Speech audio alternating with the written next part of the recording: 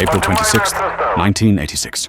300 miners descended into a tunnel filled with radioactive water beneath the burning Chernobyl reactor. Their mission? Prevent a steam explosion that would contaminate all of Europe. They had 2 weeks. The radiation would kill them in minutes. Yet they volunteered anyway. This is the story of the men who saved a continent, and the disaster that forced them to make the ultimate sacrifice. To understand why these miners had to risk everything, we need to go back to the Cold War. The Soviet Union was racing against the West, not just in weapons, but in energy. Nuclear power was the future, and the Soviets were determined to lead it. The Chernobyl nuclear power plant, located in northern Ukraine, was a symbol of Soviet technological prowess. It housed 4 RBMK reactors, massive graphite-moderated machines that produced enormous amounts of electricity. By 1986, Chernobyl was powering millions of homes across the Soviet Union. But there was a problem. The RBMK design had a fatal flaw. At low power levels, the reactor became unstable. If operators weren't careful, a runaway chain reaction could occur in seconds. Soviet engineers knew about this weakness, but the reactors were already built. The risk was considered acceptable. On the night of April 25, 1986, reactor number 4 was scheduled for a safety test. But the goal was simple: see if the reactor's turbines could generate enough electricity to power the cooling pumps during a blackout. It was a routine procedure. But the man in charge, Deputy Chief Engineer Anatoly Dyatlov, was about to make a series of decisions that would change history forever. But what they didn't know? The test began at 1:23 a.m. Dyatlov ordered the reactor's power reduced to prepare for the experiment. But the operators made a critical mistake. They dropped the power too low, nearly shutting down the reactor completely. This created a problem. The reactor was now in its most dangerous state, unstable and unpredictable. Dyatlov faced a choice. He could abort the test and reschedule for another day, or he could push forward. He chose to continue.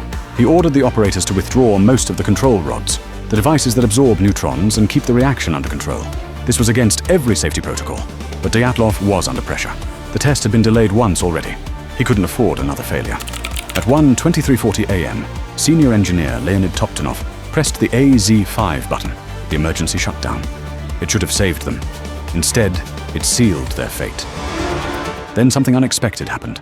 The control rods, designed to stop the reaction, had graphite tips. As they descended into the reactor core, these tips briefly increased the reaction instead of stopping it. Power surged. In less than 3 seconds, the reactor's output jumped to nearly 100 times its normal level. The fuel rods shattered. Superheated steam exploded through the reactor hall. The 1,000-ton steel and concrete lid, known as the upper biological shield, was blown off like a bottle cap. A second explosion followed, this one even more powerful. It ripped through the building, exposing the reactor core to the open air. Burning graphite and radioactive debris shot into the night sky. A pillar of ionized air glowed blue above the reactor, a phenomenon caused by intense radiation. Firefighters arrived within minutes, unaware they were walking into a death trap. The radiation levels were so high that standing near the reactor for just a few minutes delivered a lethal dose. By dawn, the reactor was still burning. Graphite fires raged at temperatures exceeding 2,000 degrees Celsius. Radioactive smoke billowed across Europe. Soviet officials scrambled to contain the disaster, but they faced a terrifying reality. Beneath the reactor, in the basement levels, water was pooling. If the molten reactor core, burning at over 3,000 degrees, reached that water, it would trigger a catastrophic steam explosion. The truth was far worse. Scientists calculated the blast would be equivalent to several megatons of TNT. It would vaporize what remained of the reactor, scatter radioactive material across the entire continent, and render vast areas of Europe uninhabitable for centuries. Millions would die. Entire nations would collapse. This couldn't be allowed to happen. Hit that like button and share this video with friends, because the world deserves to know the truth. The Soviet government needed a solution, and they needed it fast. Engineers proposed a desperate plan: drain the water before the molten core reached it. But there was a problem. The water was in the basement, directly beneath the burning reactor. The radiation levels there were astronomical. Exposure meant certain death. They needed volunteers, not soldiers, not scientists, miners.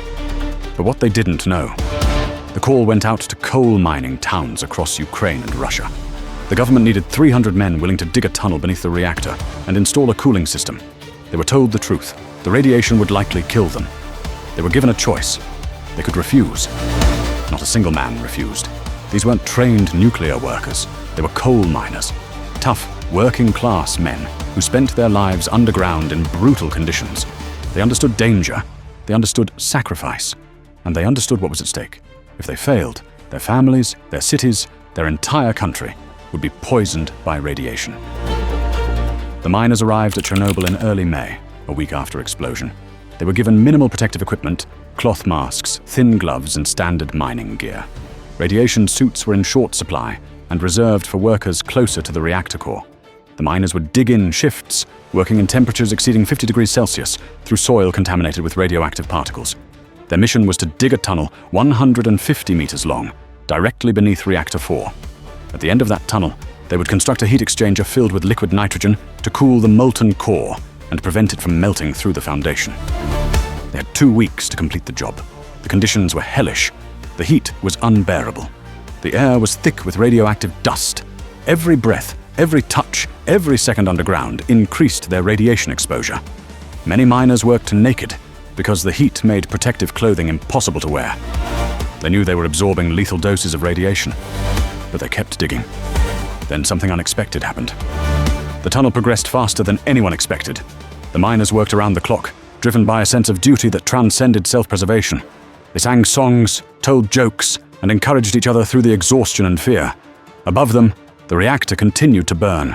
Below them, the radioactive water waited. By late May, the tunnel was complete. Engineers installed the cooling system. The plan had worked. The molten core was stabilized. The steam explosion was prevented. Europe was saved, but the cost was unimaginable. The miners emerged from the tunnel as heroes, but their bodies had absorbed radiation levels far beyond what any human should endure. Within weeks, many began showing symptoms of acute radiation syndrome: nausea, vomiting, hair loss, and internal bleeding. Their bone marrow was destroyed. Their immune systems collapsed. The truth was far worse. Soviet records on the miners' fate remain classified to this day, but estimates suggest that many died within months. Others survived for years, battling cancers and chronic illnesses caused by radiation exposure. Some lived into old age, their bodies somehow resilient enough to withstand what should have killed them immediately. The Soviet government awarded them medals and pensions, but the recognition felt hollow. These men had saved millions of lives, yet their sacrifice was buried under layers of Soviet secrecy and propaganda. For decades, the world knew little about the miners who tunneled beneath Chernobyl. But their mission didn't end with the tunnel. The disaster required thousands of other workers, known as liquidators, to contain the radioactive contamination. Over 600,000 people were eventually involved in the cleanup effort. They built the massive concrete sarcophagus that entombed the reactor. They cleared radioactive debris from rooftops using shovels because the radiation destroyed electronic equipment. They evacuated entire cities. The firefighters who responded on the first night suffered the worst. They had no idea what they were facing. They climbed onto the reactor building's roof, directly above the exposed core, and poured water onto burning graphite. The radiation was so intense that their bodies absorbed lethal doses within minutes. 28 of them died within weeks, their internal organs liquefied by radiation. One firefighter, Vasily Ignatenko, became a symbol of their sacrifice. His wife, Lyudmila, stayed by his side as he died slowly in a Moscow hospital. She was pregnant. Doctors warned her that the radiation from his body could harm her unborn child. She refused to leave. Her baby daughter was born months later, but died within hours, having absorbed radiation through her mother's exposure to Vasily's contaminated body. These weren't just statistics. These were fathers, husbands, sons, men who responded to an alarm thinking they were fighting an ordinary fire, men who dug through radioactive soil believing they could make a difference. And they did. Without them, the disaster would have been exponentially worse. The Soviet Union tried to minimize the death toll in official reports. They claimed only 31 people died as a direct result of the accident. But the real number is impossible to calculate.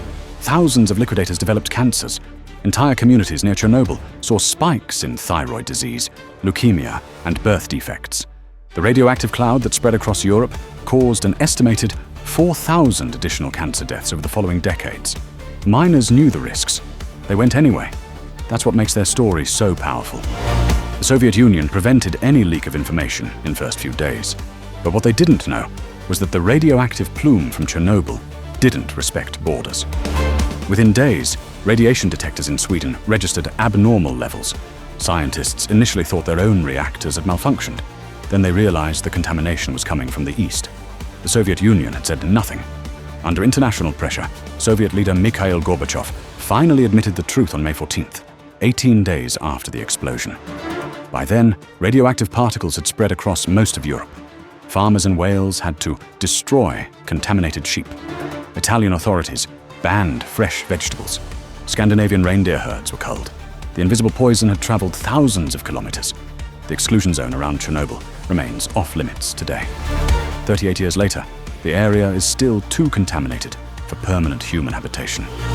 The city of Pripyat, once home to 50,000 people, stands frozen in time. A ghost town where nature has reclaimed the streets, schools, and apartment buildings. But the disaster changed more than just the landscape. It shattered the Soviet Union's credibility. Gorbachev later admitted that Chernobyl was a turning point, exposing the failures of the Soviet system. The government's incompetence, the culture of secrecy, the disregard for human life, all of it became impossible to hide.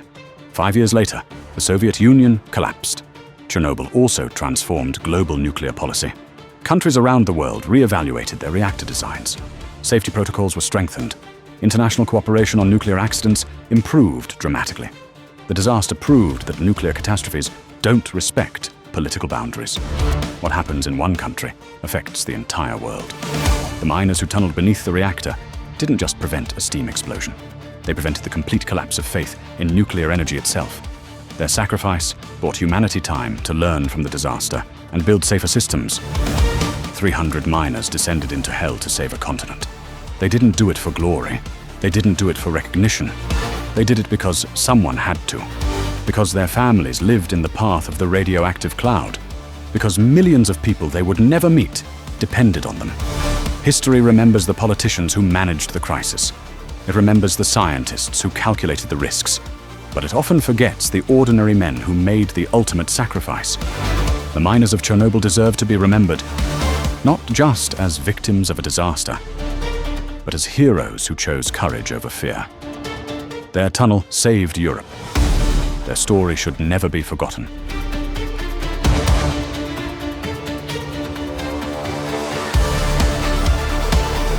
If you want to learn more about the forgotten heroes of history, watch our most watched video next about Armenia.